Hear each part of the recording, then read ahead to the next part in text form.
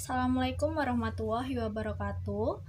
Selamat pagi Pak Pur dan teman-teman semuanya. Perkenalkan, kami dari kelompok 1 izin mempresentasikan materi mengenai jenis-jenis penelitian kuantitatif. Sebelumnya izinkan saya untuk memperkenalkan anggota kelompok 1 yang terdiri dari saya, Nadia Rahma Febriana, NIM 14014190092. Yang kedua ada Rifda Ananing, NIM 140141937. Yang ketiga ada Hasanah Febriani, NIM 140141938. Yang keempat ada Rizka Istianah, NIM 140141930. Yang kelima ada Lintang Ayu, NIM 140141931. Nah, pada materi mengenai jenis-jenis penelitian kuantitatif, kita akan membahas mengenai penelitian eksperimen, penelitian komparatif, dan penelitian korelasional. Nah, materi pertama yang akan kita bahas yaitu mengenai penelitian kuantitatif. Penelitian kuantitatif merupakan penelitian ilmiah yang sistematis terhadap bagian-bagian dan fenomena serta kualitas hubungan-hubungannya. Penelitian kuantitatif sebagian besar dilakukan menggunakan metode statistik yang digunakan untuk mengumpulkan data kuantitatif dari studi penelitian. Dalam metode penelitian ini, para peneliti dan ahli statistik menggunakan kerangka kerja, matematika, dan teori-teori yang berkaitan dengan kuantitas yang dipertanyakan. Nah, materi selanjutnya akan dibahas oleh Mbak Rifda. Bismillahirrahmanirrahim. Assalamualaikum warahmatullahi wabarakatuh. Perkenalkan, saya Rifda Ananing Sekarjene dengan NIM 140141937. Di sini saya akan melanjutkan presentasi dari saudara Nadia. Yang pertama ada penelitian eksperimen. Penelitian eksperimen adalah penelitian yang digunakan untuk menemukan hubungan sebab akibat antar variabel dengan melakukan manipulasi melalui kontrol langsung terhadap variabel bebas. Berdasarkan tingkat keketatan kontrol penelitian eksperimen dibedakan menjadi eksperimen murni, eksperimen kuasi, dan eksperimen. Tujuan penelitian ini adalah untuk menemukan hubungan sebab akibat antar variabel yang dapat dilakukan di laboratorium maupun di lapangan. Selanjutnya, karakteristik penelitian eksperimen ada 4.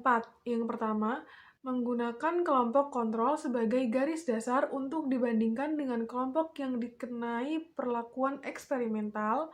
Yang kedua, menggunakan sedikitnya 2 kelompok. Yang ketiga, harus mempertimbangkan kesahihan ke dalam atau internal validity. Dan yang terakhir ada harus mempertimbangkan kesahihan keluar atau external validity. Baik, selanjutnya bentuk desain eksperimen.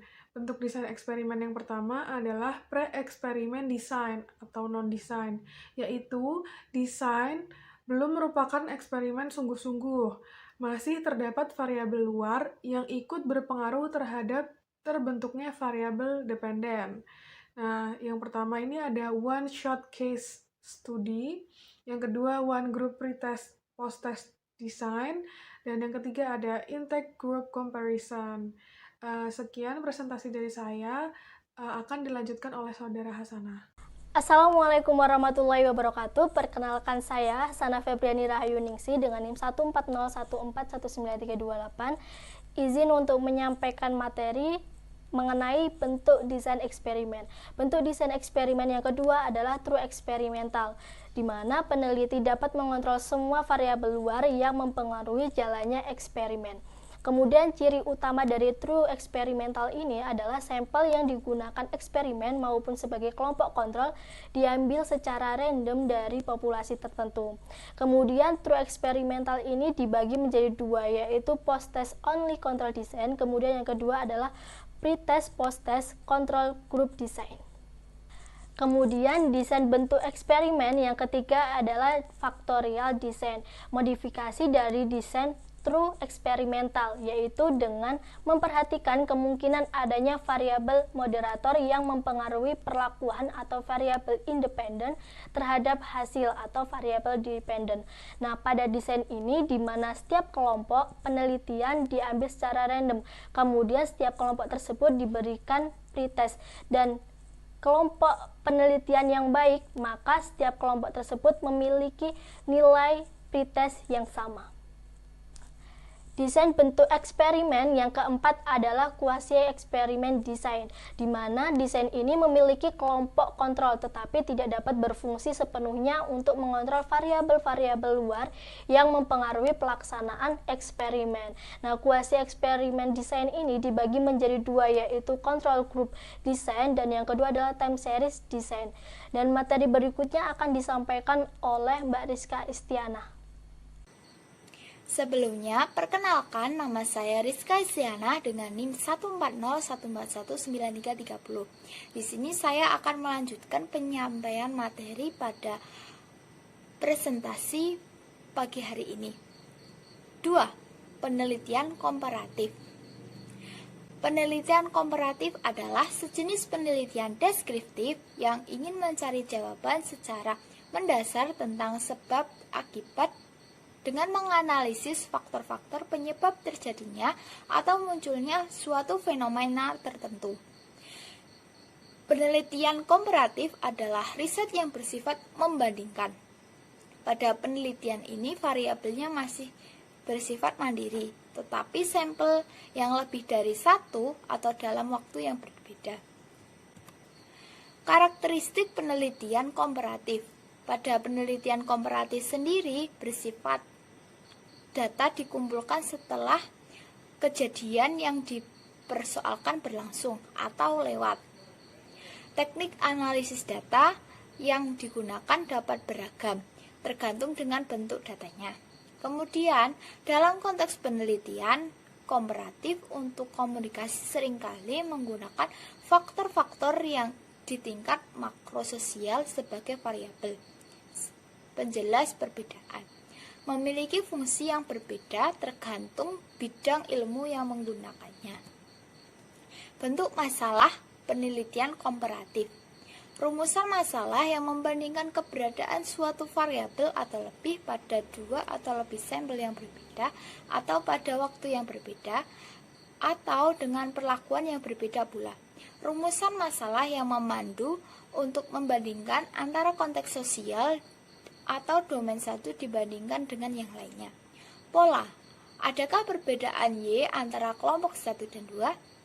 Adakah perbedaan Y1, Y2 dengan kelompok 1 dan 2? Adakah perbedaan antara Y1, Y2, Y3 dengan kelompok 1, 2, dan 3? Adakah perbedaan antara Y dan kelompok yang dikenai X dan tidak? Untuk selanjutnya akan disampaikan oleh teman saya, yaitu Saudara Lintang Ayu.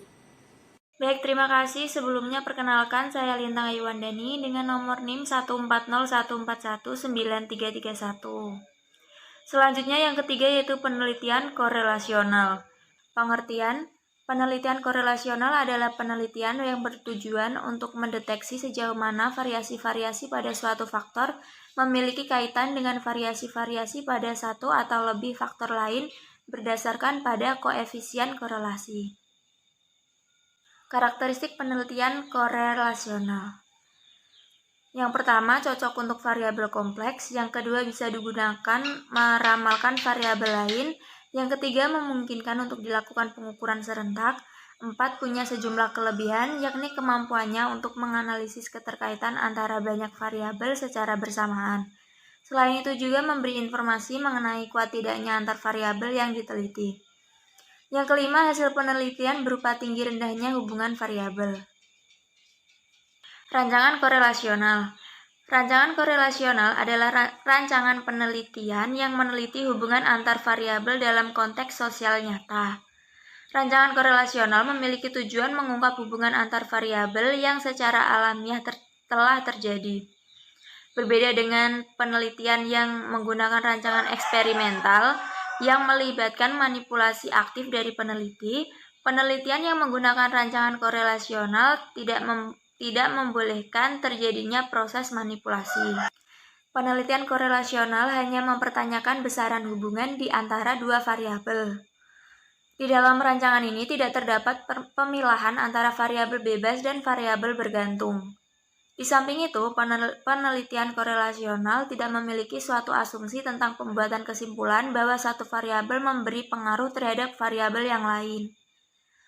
Contoh penelitian yang memiliki rancangan korelasional adalah penelitian tentang hubungan antara sikap ibu rumah tangga terhadap kebersihan lingkungan dan perilaku ibu rumah tangga menjaga kebersihan lingkungan.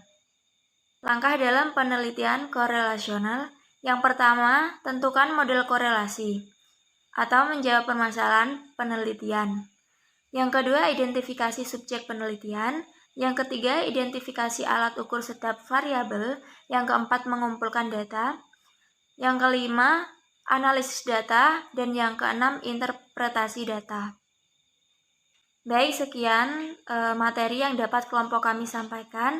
Mohon maaf apabila terdapat kesalahan dalam pengucapan kata, kalimat, atau yang lainnya. Terima kasih. Wassalamualaikum warahmatullahi wabarakatuh.